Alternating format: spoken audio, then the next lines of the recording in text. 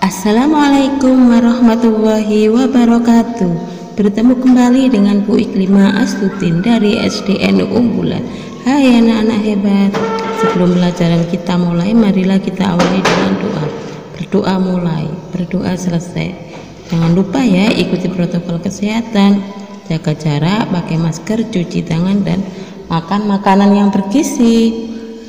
Pada kesempatan ini kita akan membahas tema 2, persatuan dalam perbedaan. Subtema 2, bekerja sama dalam perbedaan, pada PP 6. Setelah Indonesia merdeka, tidak berarti perjuangan kita berakhir. Kita masih terus berjuang untuk mempertahankan kemerdekaan Indonesia. Berbagai pertempuran pun di daerah-daerah lain. Pertempuran 10 November di Surabaya. Saudara-saudara, kita semuanya, kita bangsa Indonesia yang ada di Surabaya ini akan menerima tantangan tentara Inggris itu.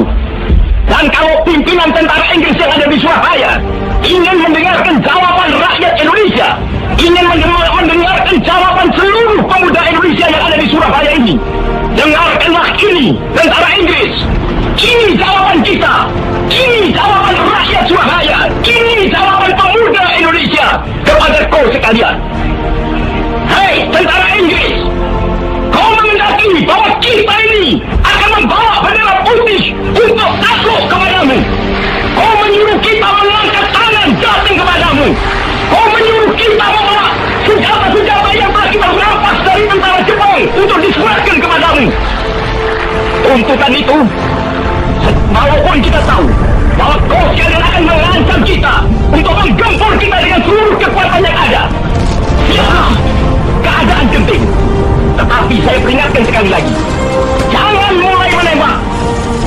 Baru kalau kita ditembak, maka kita akan gasing menyerang mereka itu.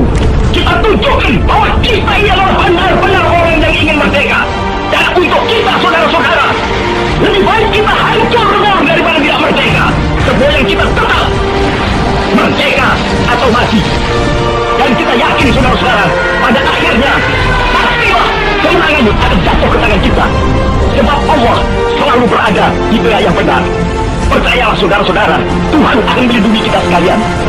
Allahu Akbar, Allahu Akbar, Allahu Akbar. Terhadap bekas Seribu di seluruh Sumatera Timur. Pemanggilan itu mendapat sambutan dari mereka, sehingga di samping PKR juga terdapat organisasi perjuangan lainnya, seperti Pemuda Republik Indonesia Sumatera Timur yang kemudian menjadi Pesindo.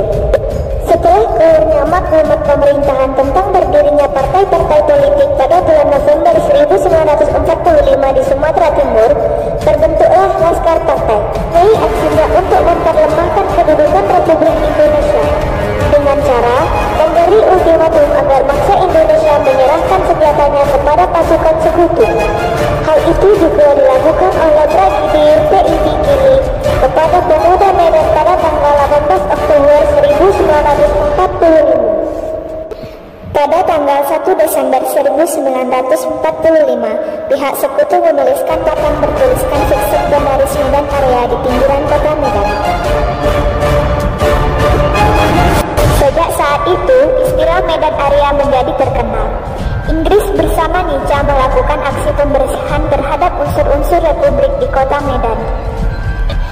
Sehingga para pemuda membalas aksi-aksi itu, sehingga kota Medan menjadi tidak aman. Setiap usaha pengusiran dibalas dengan pengepungan, dan bahkan sering terjadi tembak-menembak. Pada tanggal 10 Desember 1945, pasukan Inggris dan Nica berusaha menghancurkan konsentrasi pasukan PKR di Tretes. Selanjutnya, seorang perwira Inggris berhasil diculik oleh kalangan pemuda dan beberapa truk berhasil dihancurkan. Dengan peristiwa itu, Brigadir Jenderal PID Kelly kembali mengancam para pemuda agar menyerahkan senjata mereka. Kalau tidak menyerahkan, mereka akan ditembak mati. Pada bulan April 1946, tentara Inggris sudah mulai mendesak pemerintah Republik Indonesia untuk keluar dari kota Medan. Gubernur Halo Bandung, ibu kota periaman. Halo Bandung, kota kenang-kenangan. Sudah lama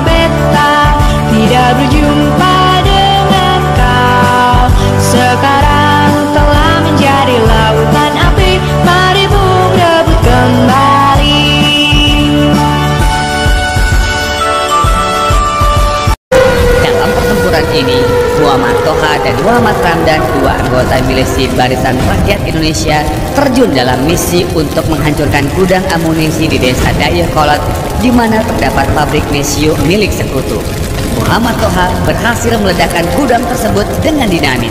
Gudang besar itu meledak dan terbakar bersama kedua milisi tersebut di dalamnya.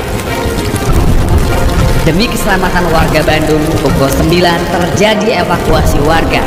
Kurang lebih pukul 12 malam, Bandung Selatan telah kosong dari penduduk dan TNI. Tetapi api masih menggebu membakar kota. Harian Suara Merdeka tanggal 26 Maret 1946. Seorang wartawan, Aceh Bastaman, menyaksikan pemandangan pembakaran Bandung dari Bukit Gunung Letik di sekitar Pemengpek, Garut. Dari puncak itu, Bandung memerah dari Cicadas sampai Cimindi. Lantas, Aceh Bastaman dengan segera menulis berita dan memberi judul Bandung Lautan Api. Peristiwa Bandung Lautan Api adalah peristiwa kebakaran besar yang terjadi di kota Bandung, Provinsi Jawa Barat, Indonesia pada tanggal 24 Maret 1946. Dalam waktu 7 jam, sekitar 200.000 penduduk Bandung membakar rumah mereka, meninggalkan kota menuju pegunungan di daerah selatan Bandung. Hal ini dilakukan untuk mencegah tentara sekutu dan tentara Nika Belanda untuk dapat menggunakan kota Bandung sebagai markas strategis militer dalam perang kemerdekaan Indonesia.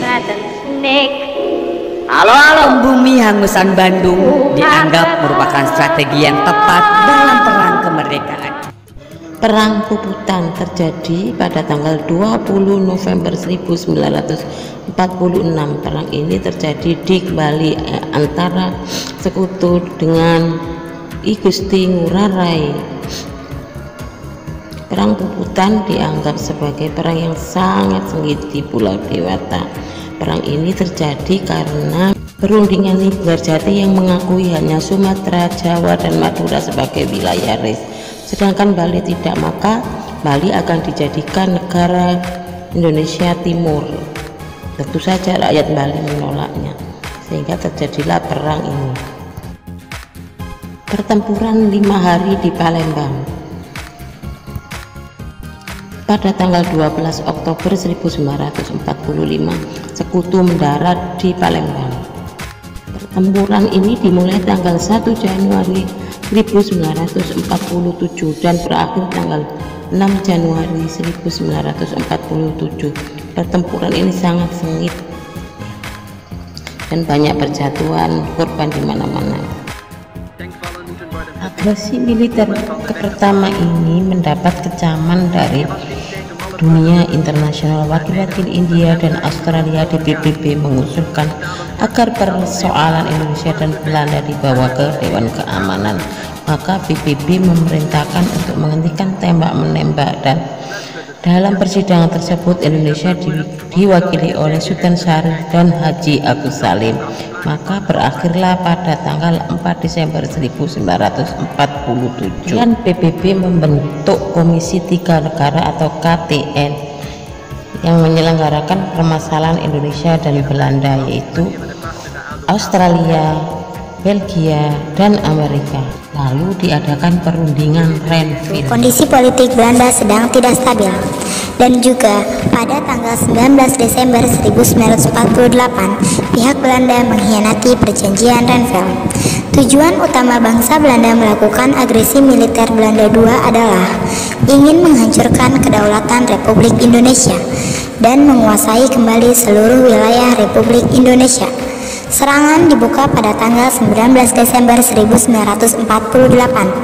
Dengan seluruh kekuatan, Belanda menyerang Yogyakarta sehingga berhasil menguasai lapang terbang Maguwo. Pada tanggal 22 Desember 1948, pemimpin Republik Indonesia diasingkan ke Pulau Bangka, lalu dilanjutkan menuju Medan, Sumatera Utara.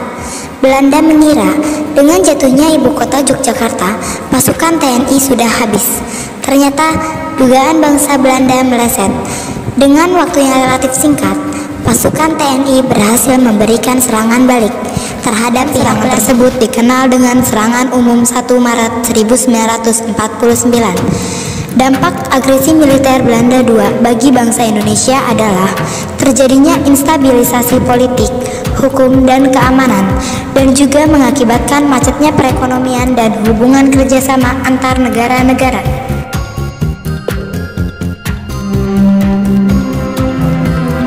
Itu tadi perjuangan bangsa Indonesia dalam mempertahankan kemerdekaannya. Marilah kita mengheningkan cipta untuk para pahlawan yang telah gugur mendahului kita. Mengheningkan cipta mulai, menentang cipta selesai. Dengan persatuan dan kesatuan kita akan dapat membina kerukunan serta mudah untuk mempertahankan kemerdekaan Indonesia. Tugas kalian adalah membuat peta pikiran tentang salah satu perjuangan bangsa Indonesia mempertahankan kemerdekaan Indonesia. Ini salah satu saja. Nah, materi kita sudah selesai. Aku akhiri saja. Assalamualaikum warahmatullahi wabarakatuh.